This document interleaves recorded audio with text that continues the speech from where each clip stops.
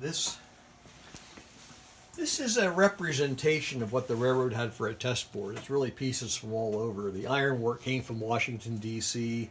This came from our office test board in New York. That came from Harrisburg. That's a telegraph and teletype test position. This is the telephone test position. This is the Wheatstone Bridge for cable work. Mm-hmm. So did they actually use this to send telegrams? Or do railroad communication? Yeah. More for testing. Because by the time... I don't know, Pennsy was one of the first railroads to go all telephone in their train dispatching. Oh, okay. But I guess there was some Morse that hung on, and as I said, there are a lot of teletype loops, which basically are the same technology. Yeah. So they would monitor loop current, and I can fire that up. In fact, what I'm going to do is turn this on. That's the composite signaling equipment, which is kind of interesting. But that was something I actually added on when this was still in use at Amtrak. Oh, that's cool. Because we had just put in the Dimension PBX and we needed touchstone capabilities here, so I said, okay. Mm-hmm. Then we needed a way to flash the switch hook, so I added that. Mm-hmm. And that dial is original? Yeah, that's original. But, I don't know.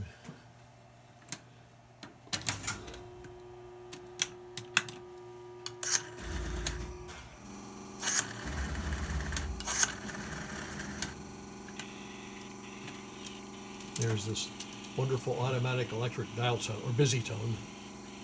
That's cool.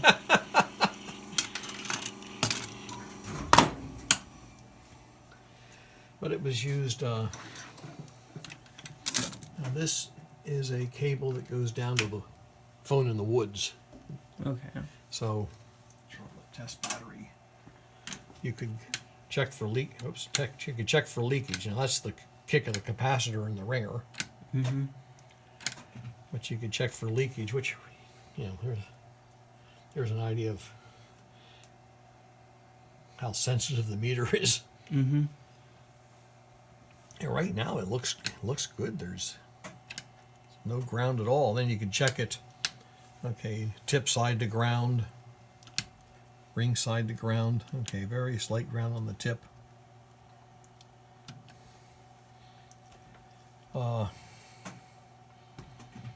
If you had a fault in the cable, you could use the Wheatstone Bridge to find the distance to it. And it's been a long time since I did anything. I can do straight measurements with it. Reflection galvanometer. There we go. It's there's a mirror back here, a light source, and a mirror up onto this screen. Mm-hmm. So very small deflections are amplified. And my assumption is you already know about Wheatstone bridges, though. So. Oh, not really. Oh, okay.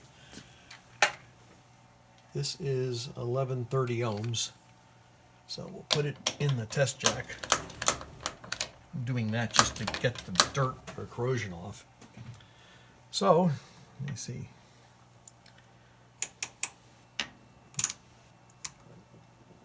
Okay, that's... Why is that high? Oh, because I got to divide it by 10. There we go.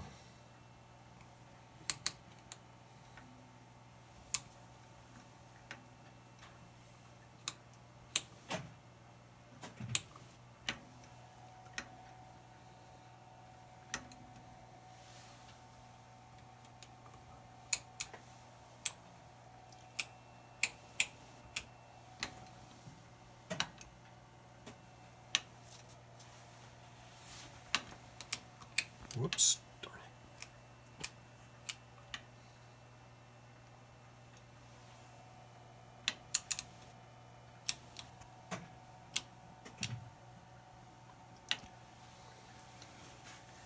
it. Okay, I'm getting about Yeah, okay.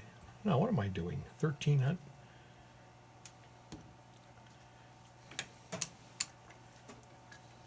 This is embarrassing. Okay.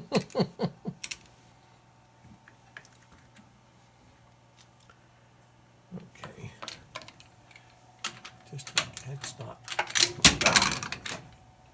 Okay, here's a 700 ohm one.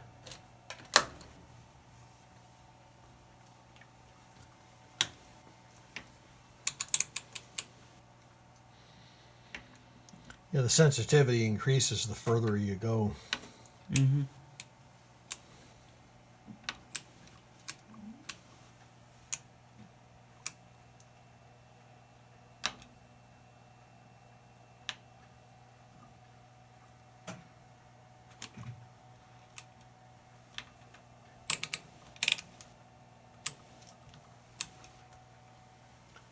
Okay, so this is, I'm measuring at about 679. And it's saying it's 700, so I hope this thing isn't out of adjustment. Which one is likely to be off? I'm afraid that. Well, see, this is what I don't know, because these normally don't change. They're wire around resistors, and this thing hasn't changed. You know, this thing should be also. And if it were higher resistance, I would say, you know, it's dirty contacts, but.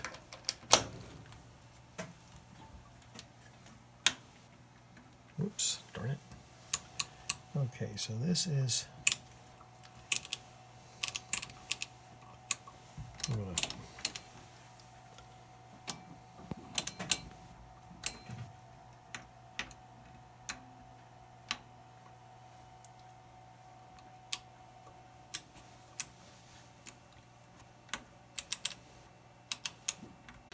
It's just there for.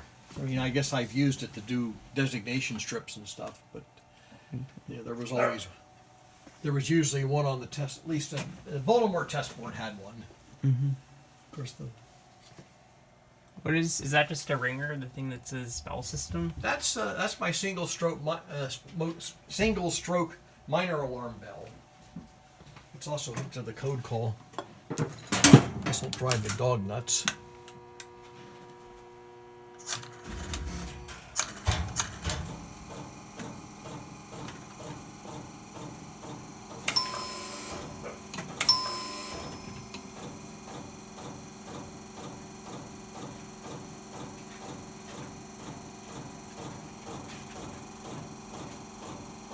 No, did you see the discussion of the code call on the list? How long ago was that? Just I think it was last week. Wasn't too long ago. Okay.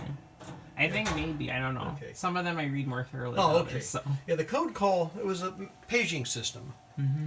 And the way what it would do is everybody who needed one would have a unique ring code. Mm-hmm. You know, for instance, that would be 1-1, or I could dial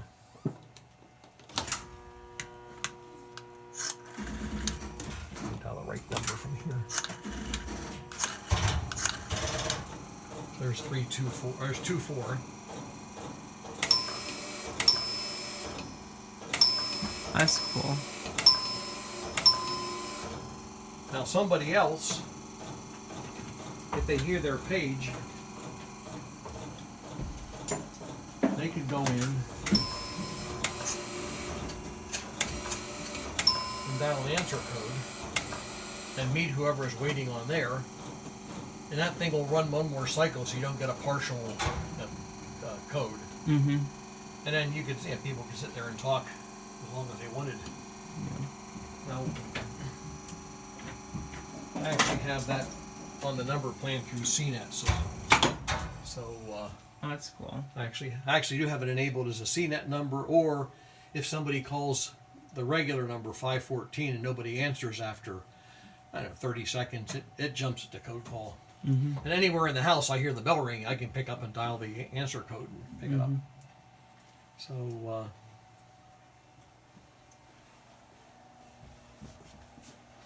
a small piece of distributing frame. So is this where most of your lines come in then? Yeah. Everything comes through here.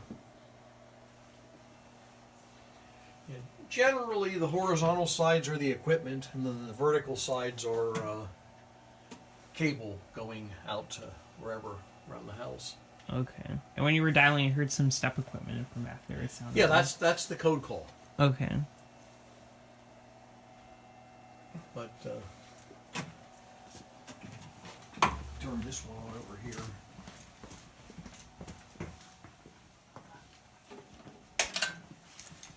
That takes the tubes on it, so it takes a little while to warm up. Yeah, you can go in there and I guess see this side of everything.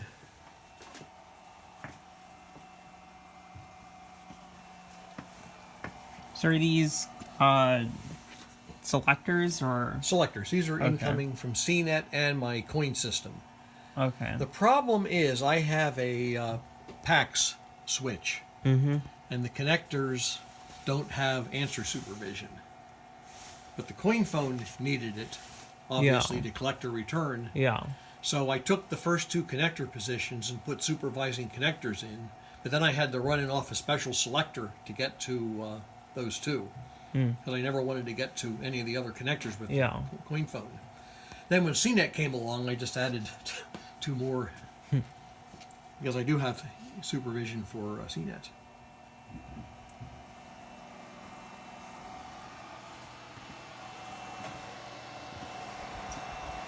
Is this a computer or? No, that's the those are the 24 and 48 volt power supply. Okay.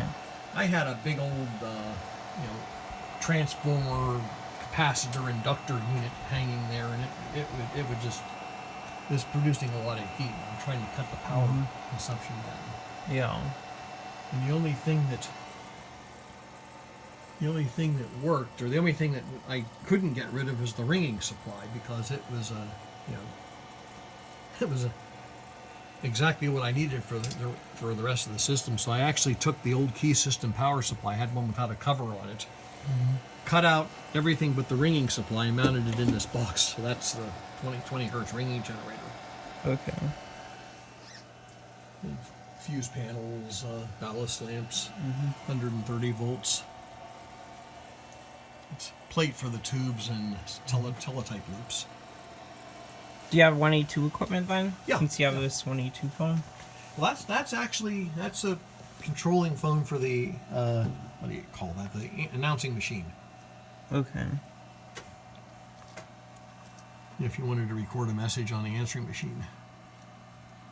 Oh, I see. Okay. But that's off the 182 over there. The phone hanging on the sewer pipe. The Space Saver one? Yeah. Okay. I have a key box right next to it. There's the 182 up top. That right there? Yeah. Okay. Oh yeah, I see those things. You have any 182 or? I'm definitely interested. I don't have any because there's only so much stuff you can put in a dorm room. But yeah. If you ever, I have a spare box stored away if you ever need one. Well, I guess with the 182 stuff, like, you can't just have a phone or like a part. You need the whole system. So Well, it's kind of a whole package. basically that gray box is the system. So if you had that and one phone, you'd have minimal 182. Yeah. I think it would be nice for a few years from now, but Oh, yeah. I think right now I've got what I need, so Okay. yeah. I just can't justify having that much cool stuff. But So yeah, that's the problem, having to move it all. yeah. Where I went to school, the general telephone dumpster was between my apartment and the campus, so I made Oh, at that's least 2 nice. stops there every day. Yeah. A lot of that stuff is part of this house now. Yeah, I have some disconnected 2554s in some campus buildings. I'm trying to Okay. see if there's any way you can get a hold of them, but I mean, who's watching? I mean, it's not Bell anymore, certainly. yeah. Yeah, so N1 carrier. Oh, that's cool. So this is the actual carrier equipment. Yep. It kind of works. I have one channel I'm trying to get up and working, and I kind of got stuck on that one. It's I don't know, it's just not transmitting in one direction. If I get the level up high enough to hear properly, the signaling gets all corrupted. So it's not really in service then? No. Okay. And I don't know what I would do with it. Well, if you did get it working, then maybe you could put it between your stuff and CNET. So then I you was go thinking, out. I was planning to do that, but the problem is, I don't know, what did I count? Like there's like 200 and some tubes between both ends, and they're all lit. And I wouldn't want to run these 24/7. Oh, I see. I Okay. fire them up for demo, but I'll spend some more time on it. Maybe this winter when it gets too cold. I'd really like to get the thing working properly. This is a tool for replacing crimped ends on switchboard plugs. Yeah. I always like seeing the original like Bell System boxes. And Oh, stuff. yeah, It's so yeah. cute.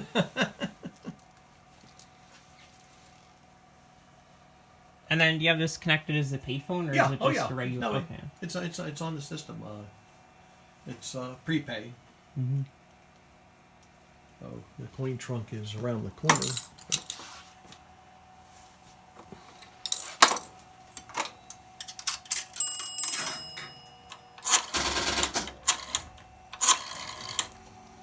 It's all 3-digit, yes. Can I answer? Yeah, certainly. Well, Hello. hey. Oh, it should be. Hope it's working. Yep, it is. Okay. Yeah. And the collect.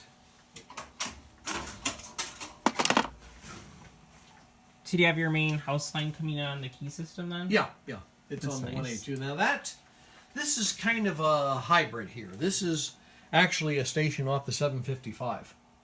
Okay. Are you familiar with the 755 at all? The 755 stop or? Crossbar PBX. Oh, that. I don't think so. Oh, okay. Let me. Oh boy. I should have thought of this before.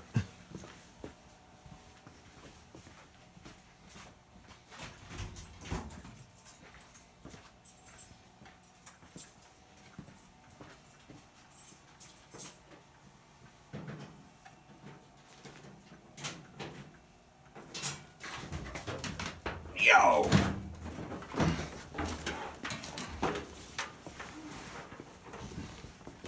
Just stick this over here. Looks really heavy. It is.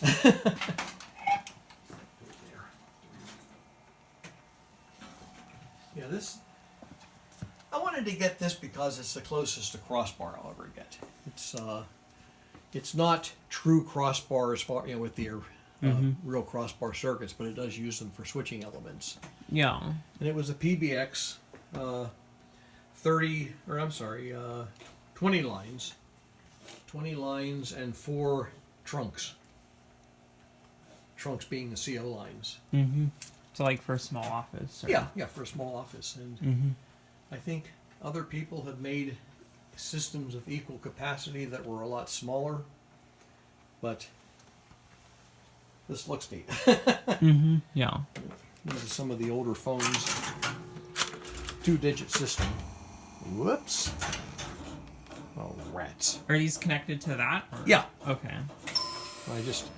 The first line is the trunk, which is really just it'd be like a CO line. And that's off the packs over there. If I go to a local number,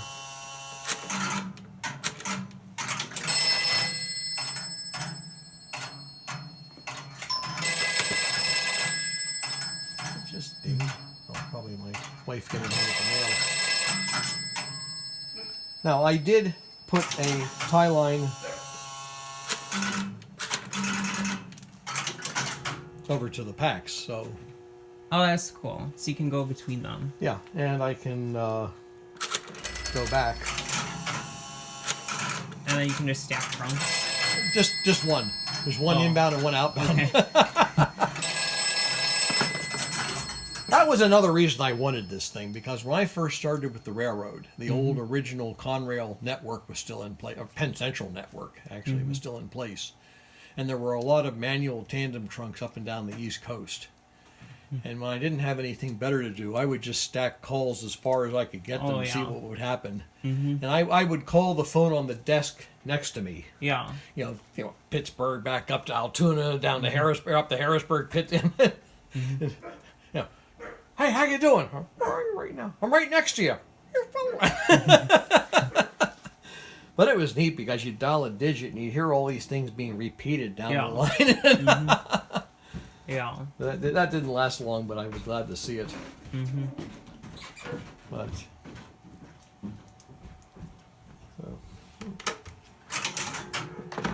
see that light lit. But anyway, that's it's just another example of the technology, and it was kind of fun to trunk it to the step switch. Yeah. So I guess I better. I don't know if you wanted to see anything else in there, I'll put the cover back on.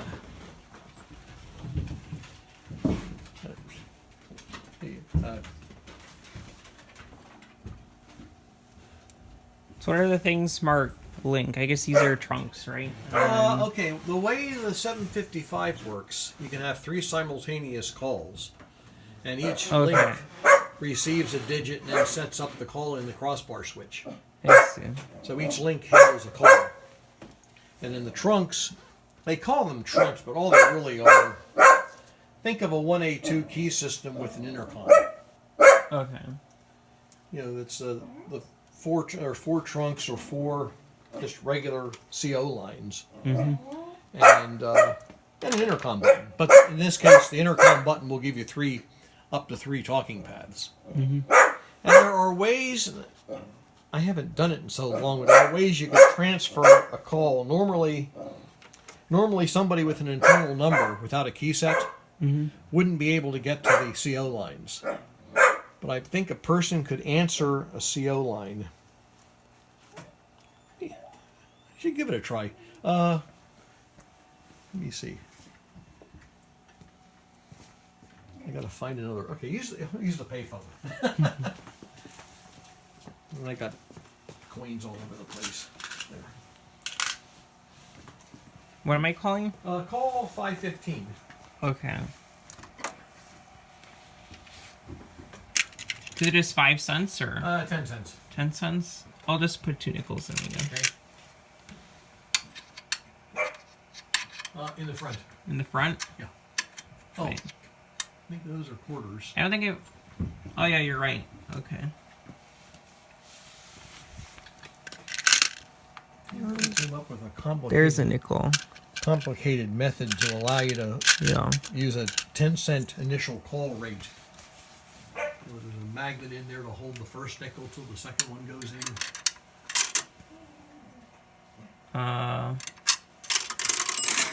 Okay.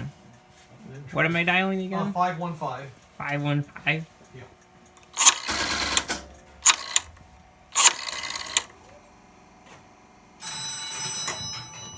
Hello? Hello. Okay, I got you on that one. Now, if Yep. I understand this correctly, I can put you on hold. Yep, I think you did. One.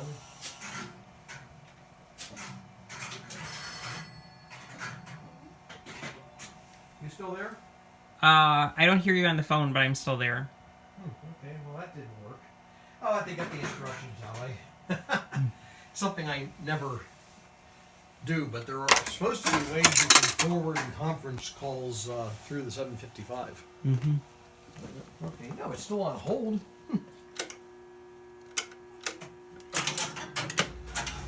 Oh, I don't know. Should have done my homework.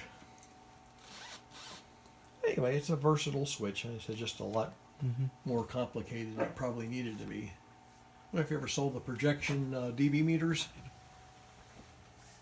Is that a Bell System one or just? That's my system. Oh, okay. Is that what they use for like screen employee movies or? No, it was for. Let me put this back just to get it out of the way. That was for working on transmission equipment. I guess.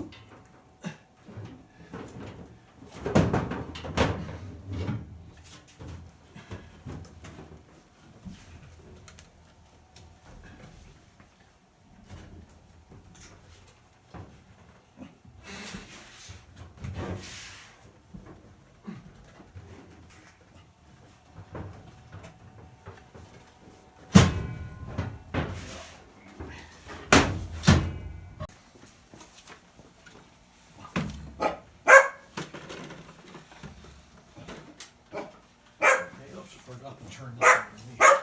We'll let the tubes warm up there for a few minutes. But this is the meter amplifier. And So the amplifier for the projector? for the projector, yeah. Oh, okay. So it's not just one part then. No. And actually, there was a distribution circuit, so you could go in from anywhere you were working, and I guess the relay would lock out everybody else, so you could grab that amplifier. And if you were making adjustments, they claim you're not supposed to put the plate battery on until the filaments are heated up. So I was going to give it a couple minutes before I fire it up. But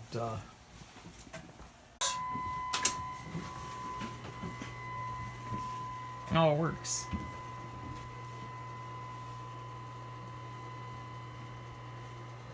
So what is it actually projecting? Where is that coming from? okay,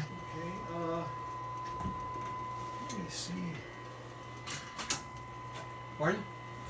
What's the source of the projection? Like, is that from over here? That's from over here. That's this amplifier here.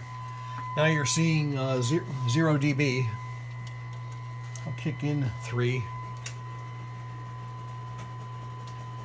And another 2.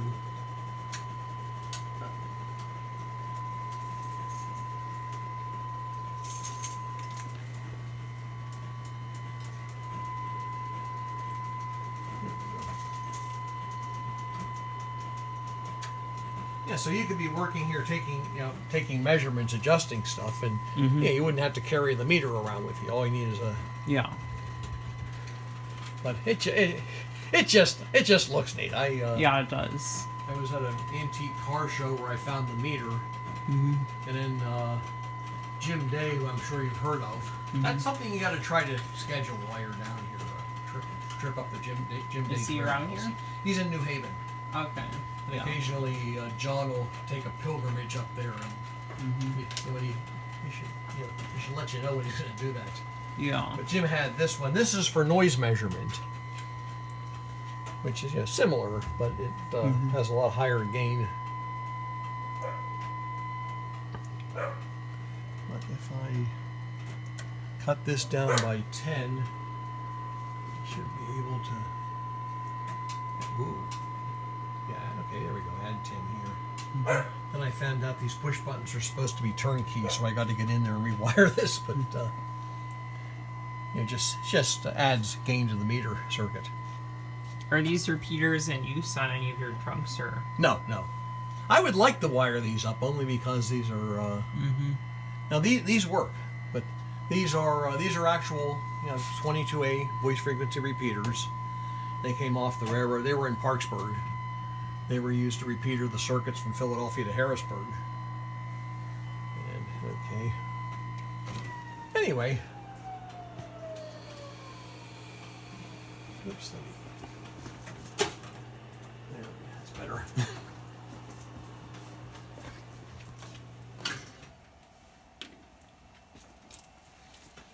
But now this equipment is composite signaling stuff. And it's probably what got this collection started. That was the second thing. The first thing was the 68 selector ringing system, which I can show you over there. But the railroad had a lot of the composite stuff working too. And we were talking about it, I guess, at lunch. Composite circuit allows you to superimpose 4 DC paths on 4 wires. Okay. So, then you're familiar with the phantom, right? A what? Phantom circuit? Uh, Phantom circuit is you take 2 repeat coils, take the center taps, and connect them to a third circuit. And if everything stays balanced, you have 3 voice circuits over 2 pair of wires. oh, that's cool. And then the composite circuits are a high and low pass filter arrangement. That's what these are down here. Inductors and capacitors to separate the low frequency teletype from the high frequency voice. So now you got 4 DC paths, which could be Morse or teletype or whatever, and 3 voice circuits over 2 pair of wires. You know, and in the past, before Carrier, that was pretty good. You Yeah. know, getting a 30% gain in your physical plant. Mm-hmm. Now, the problem with composite circuits is ringing is 20 hertz, which is down in the teletype range. Mm. So they came up with a scheme to replace the 20 hertz ringing with something of a higher frequency that can be treated up in the voice band. Oh, that's interesting. Now, the original scheme was 135 hertz. I have a vibrator to generate that. Mm-hmm. Let's go to take my dry cord and go into, I have to use my cheat sheet, PCD. PCD here. Let me make sure I got a phone plugged in over here. Yeah, I do. One of those. I'm going to ring in here with 135.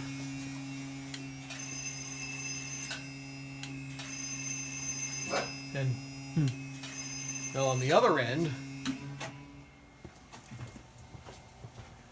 there's a tuned relay, which resonates at 135. So that's for the detection.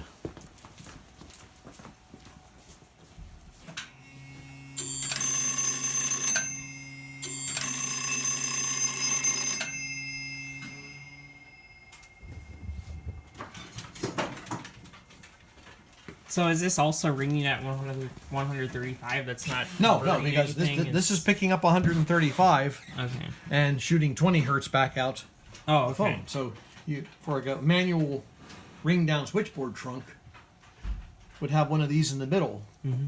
So the switchboard ends are ringing 20 hertz, and then this is swapping it with 135. Okay. Because if you ring now, I cheated here.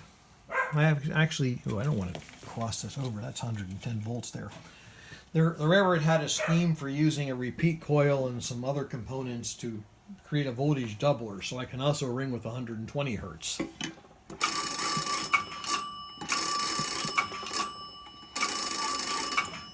I think that's, which one is that? That sounds like it's the,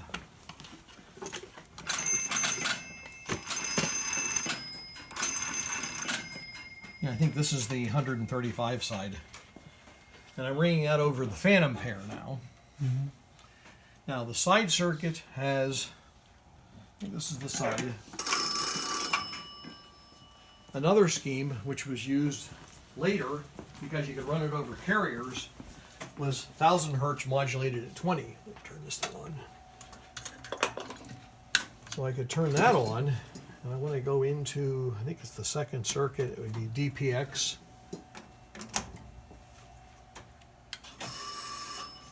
So now I'm ringing 1000 hertz modulated at 20. And if you don't believe me,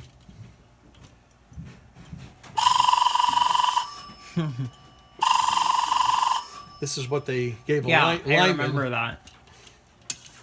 If you ever read, I'm sure you read Exploding the Phone, Yep. talking about the first... Yeah, I remember that sound from that. Yeah. That was neat. I had the composite signaling equipment from the railroad, so one day I'm talking to somebody on the phone. You know, what kind of stuff do you collect? I mentioned it. He says, oh, do you have a 1A whistle? I says, no, what's that? He says, well, I got one. You need it better than I do. So I sent it to mail him. That's it. But, oops, I actually have an electronic source. Yeah. The real offices used a motor generator set, which I have back there, but once again, it's one of these things where I really want to run it 24/7.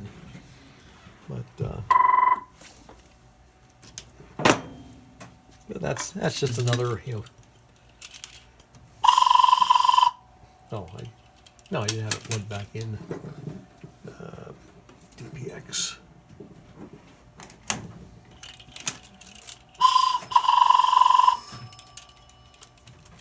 So what's neat now is that if you pick up the phone on the left, and I go into, Wait, which one?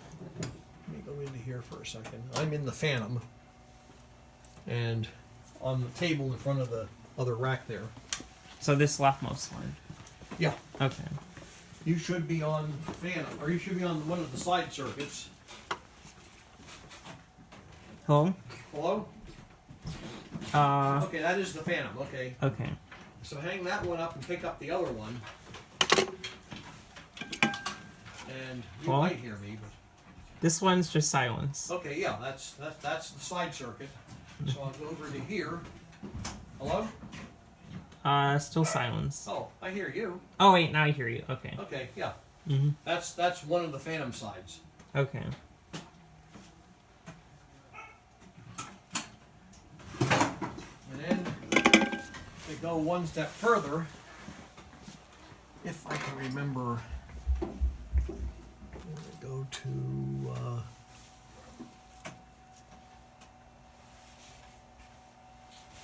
when I go to the TL side, telegraph line.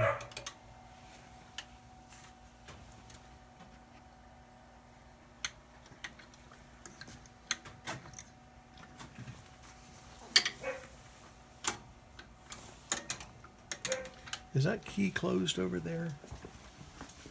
This one? Yeah, it is closed. Is the ground hooked up? So you can actually use these to send to the other sounder? Yeah. Okay, I should. Okay, am I plugged? Okay, I'm plugged in the TL on the. Okay, far right side. That would explain it.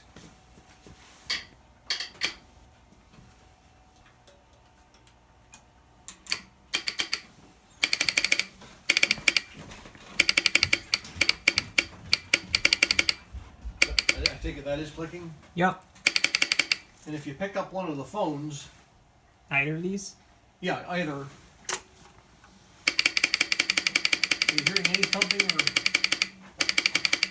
Yeah, I do. Okay, should be pretty far down though. Mm-hmm. And when you imagine what a clicking DC signal would normally sound like Mm-hmm. on a voice pair, it's filtered pretty well. Yeah.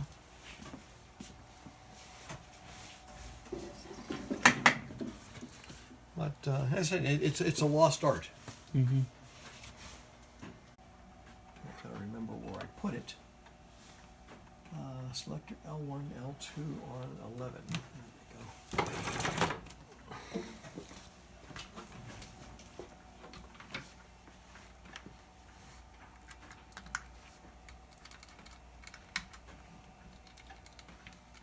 Okay, a train dispatcher circuit would consist of 100 miles or more of way stations Mm-hmm. controlled by one dispatcher.